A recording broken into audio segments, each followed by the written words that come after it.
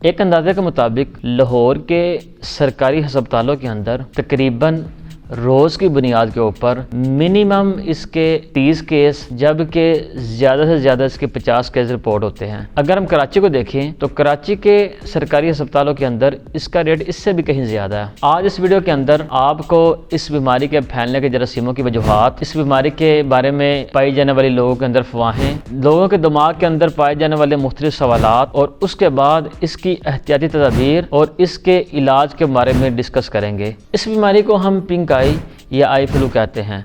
जरासीमों के फैलने के लिए जो सबसे साजगार माहौल है वो हवा के अंदर नमी का तनासुब और माहौल की ख़राबी है।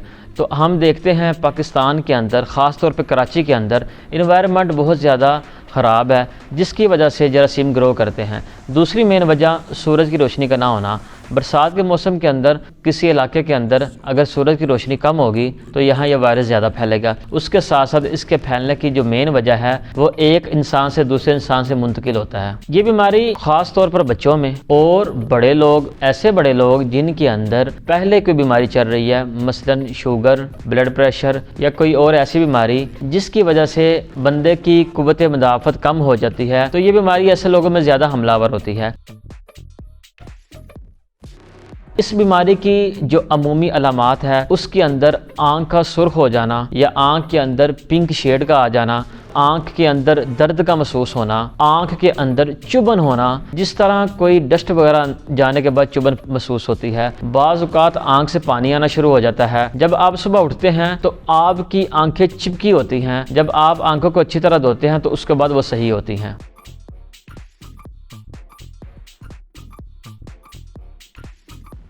एहतियाती तदाबीर के अंदर आँखों का बार बार धोना, इन्फेक्टेड पर्सन से दूर रहना, किसी दूसरे बंदे की चीज़ों को इस्तेमाल ना करना। बाज़ तौर पे हम ये कहते हैं शेयरिंग इज़ केयरिंग, लेकिन इस मामले के अंदर शेयरिंग आपके लिए केयरिंग का बायस नहीं बनेगी बल्कि आपके अंदर बीमारी को लेके आएगी। आप ऐसे बंदे का तौलिया इस्तेमाल करते हैं जिसको पहले पिंक आई की बीमारी है तो उससे ये आपके अंदर ट्रांसफ़र हो सकती है।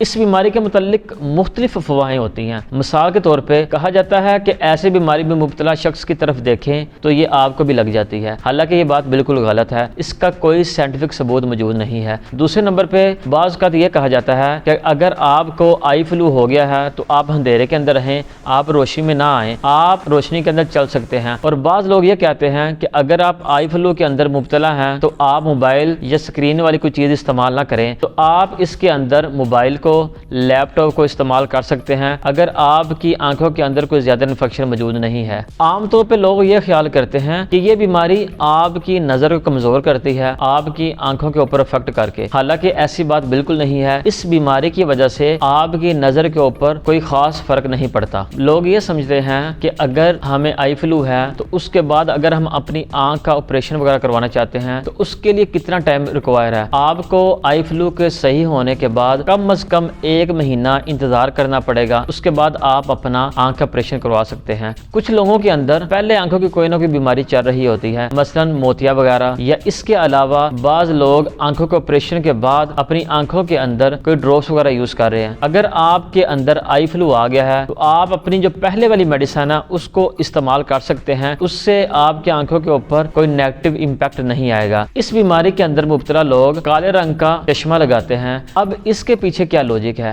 इसके 2-3 इम्पैक्ट होते हैं। नंबर 1 ये है कि जब आपको लोग देखते हैं तो उनके जहन के अंदर एक खौफ पैदा होता है जिसकी वजह से आप चश्मा लगाएं तो ये बेहतर है। नंबर 2 पे ये है कि आप जब चश्मा लगाते हैं तो आपका जो हाथ है वो बार बार आंख की तरफ नहीं जाता, वो रुक जाता है। नंबर 3 ये है कि ज्यादा रोशनी के अंदर आपकी आंखों के ऊपर नेगेटिव इम्पैक्ट पड़ता है। अगर आप चश्मा लगा के रखते हैं तो आपकी आंखों को ज्यादा रोशनी चुभती नहीं है।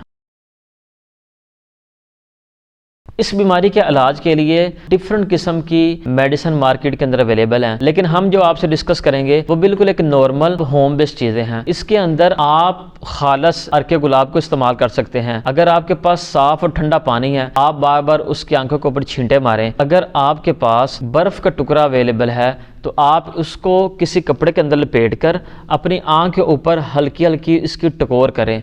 अगर आपके पास गर्म पानी अवेलेबल है तो आप इस गर्म पानी से भी अपनी आंखों को धो सकते हैं। किसी साफ कपड़े को गर्म पानी के अंदर भिगो के आप उससे अपनी आंखों को साफ कर सकते हैं। इसके अलावा आप इस बीमारी को अंदर स्पोर्टिव ट्रीटमेंट कर सकते हैं। मार्केट के अंदर डिफरेंट लुब्रिकेंट मिलते हैं जिसको आप अपनी आंखों के अंदर डालते हैं। उसके साथ साथ आप इस बीमारी के अंदर अपनी इम्यूनिटी को बढ़ाने के लिए आंवले का इस्तेमाल कर सकते हैं। आंवले को आप पाउडर बना के इस्तेमाल कर सकते हैं। आंवले का पानी निकाल के भी इस्तेमाल किया जा सकता है। आंवला विटामिन सी का रिच सोर्स है। ये आपको फौरी विटामिन सी प्रोवाइड करता है और आपकी बॉडी के अंदर इम्यूनिटी को भी बढ़ाता है। आप आंवले का मुरब्बा भी इस्तेमाल कर सकते हैं। आंवले का अचार इस्तेमाल कर सकते हैं। आंवले का खाना बना के या इसकी हांडी पका के उसको इस्तेमाल कर सकते हैं। अगर आई फ्लू के बारे में आपके माइंड के अंदर कोई भी क्वेश्चन है, आप कमेंट में हमसे कर सकते हैं। हम इंशाल्लाह आपके क्वेश्चन का फौरी पॉजिटिव रिस्पॉन्स देंगे।